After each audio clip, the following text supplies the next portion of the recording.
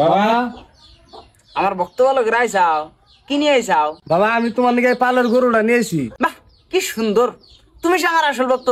আমি আল্লাহর কাছে কইয়া তোমার হাতে নিয়ে জান্নাতে যাম। বাবা আমি তোমার জন্য কুরকার বাচ্চাটা নিয়েছি। মা এত ছোট গে, বাবার উপরে বিশ্বাস কম আছে নি? না বাবা তাইলে দেখো যে আমার ওই ভক্ত কত বড় গরু নিয়ে আইছে। দেখো দেখো আর আমার প্রিয় ভক্ত তুমি কি নিয়ে আইছাও? বাবা আমি তো কিছুই এনে নাই। হ্যাঁ কিছু জানো নাই? রেখা দেয় দেন ঠিক আর খিচুড়ি রান্ধা জানি খিচুড়ি দেশ না, কিছুই জানা নাই। তুই বাবার বিজনেসের বিষয়ে কি বুঝাস? এই বিজনেসের চেয়ে অন্য কোনো বিজনেসে লাভ আছে?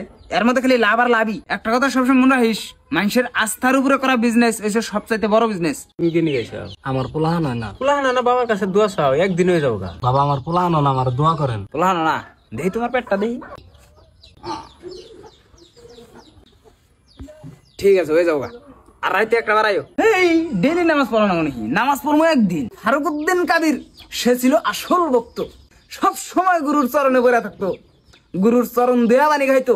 14 বছর তপস্যা করার পর তিনি পাইল গুরু দক্ষিণা। ভর পানি থাকা নদীর উপর দাইটা যায়, তার আঠু পানি হয়। নদী পার করেই তিনি নদী ফিরাই দিলেন। এই মৌলানারা কি বুঝে? ওরা মারফতের বিষয়ে কিছু জানে কি? খালি শরীয়ত না থাকলেও বউ। শালা ভণ্ড তুই এত রাতের মেয়ে মাসের বুগুলে কি করস?